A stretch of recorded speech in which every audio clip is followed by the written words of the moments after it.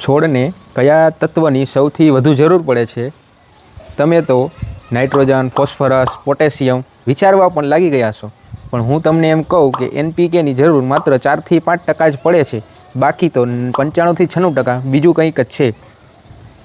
હા, સાચું સાંભળ્યું કે નાઇટ્રોજન, ફોસ્ફરસ અને પોટેશિયમ, કેલ્શિયમ, મેગ્નેશિયમ જેવા અન્ય સૂક્ષ્મ પોષક તત્વોની જરૂર માત્ર 4 થી 5% જ પડે છે, બાકી 95 થી 96% CHO એટલે કાર્બન, હાઇડ્રોજન અને ઓક્સિજનની જરૂર પડે છે. છોડનો 95% વજન તો ખાલી આ 3 પોષક તત્વોથી બનેલો હોય છે, અને આપણે આ 3 પોષક તત્વો ક્યારેય બહારથી આપતા નથી, કારણ કે છોડ કાર્બન અને ઓક્સિજન હવામાંથી કાર્બન ડાયોક્સાઇડ સ્વરૂપે લઈ લે છે અને હાઇડ્રોજન પાણીમાંથી.